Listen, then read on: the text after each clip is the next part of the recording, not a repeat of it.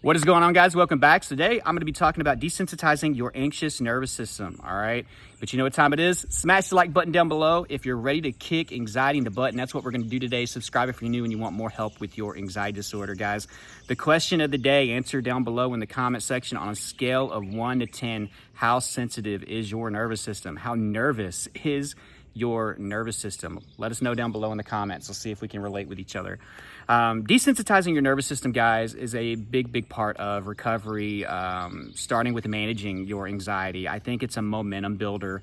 When we can finally start to desensitize, we're not feeling every little thing all the time. You guys know, especially those of you with health anxiety, it is so hard to focus on doing the right things for anxiety when I feel everything in my digestive system, gurgles, bubbles, my food passing, from my stomach to my intestines, all of that stuff, right? Every sensation in my head, every amount of tension that I carry in my body, I feel it, with so much more weight than somebody that doesn't have anxiety disorder. We are very hypersensitive and hyper aware. And I think the first thing is you have to realize why we get this way. And once you understand how it works and why we're hypersensitive, and why we have a sensitive nervous system, it can change the game for you. It can help with acceptance, but also I think it'll kind of start getting you to be more proactive and doing things to resolve it. But I want you guys to practice patience, just like with any other video or tip or a piece of advice that I give you. It takes time to desensitize your nervous system, and you might as well go ahead and start thinking in terms of months. Hell, you could take a 6-month journey, because having it spike up and down, having it spike up, guys, is going to be normal during your process. We can make a lot of headway, and then it can spike up, and then, maybe for a week or two, we're resensitized, right?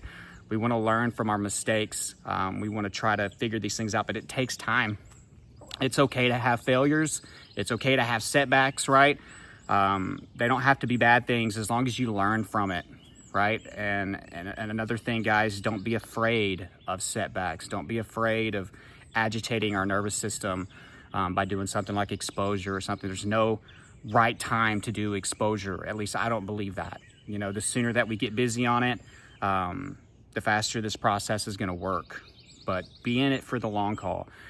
But some of the primary reasons I think that we're very sensitive and we have a sensitive nervous system is, first of all, especially if you're having panic attacks like I was in the beginning, I was having multiple panic attacks a day. Some of these would last for hours.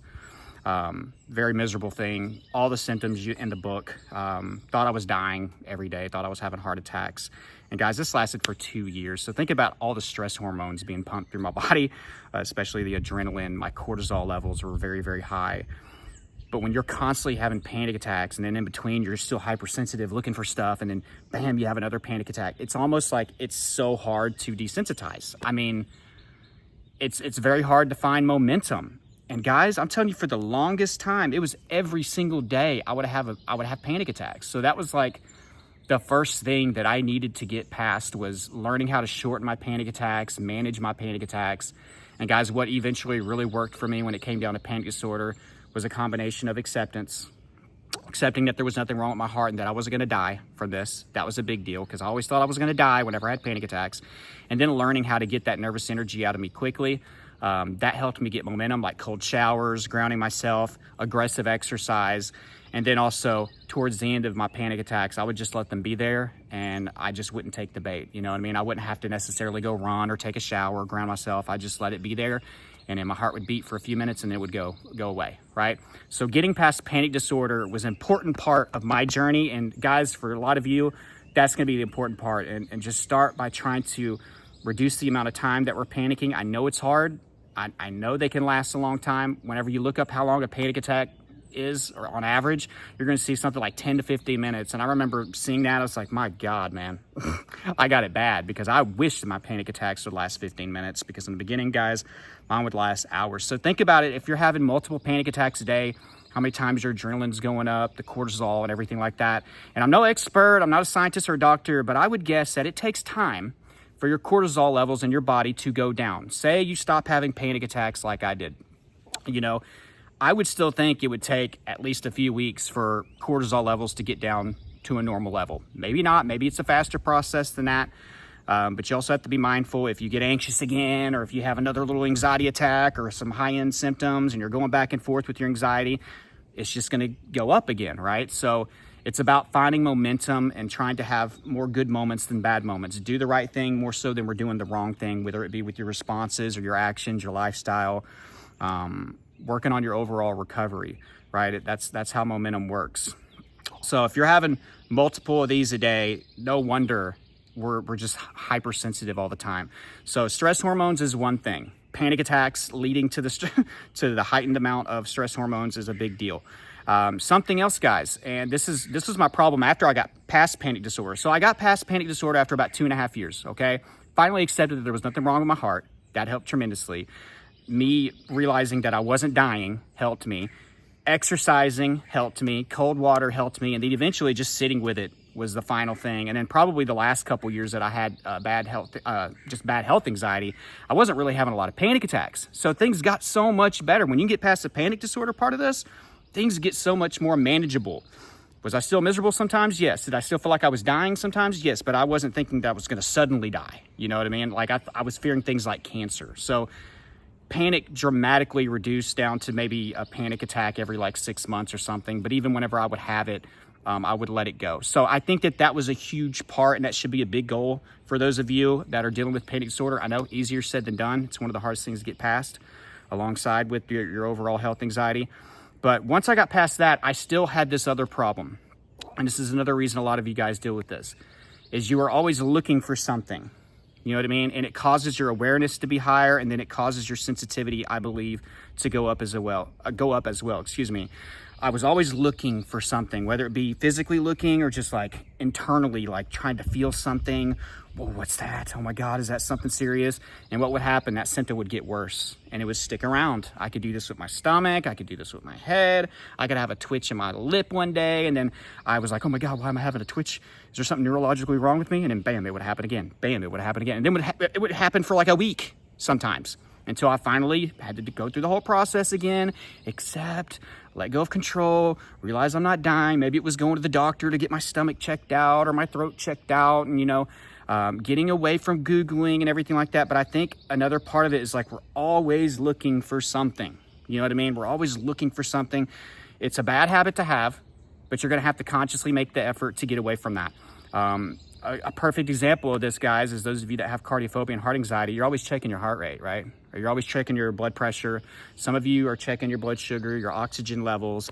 Unless the doctor's instructed you to do that, guys, you got to get away from that. You're living like a heart patient. You're living like you have diabetes when you don't have diabetes. You're living like somebody that has COPD whenever you don't have COPD, right?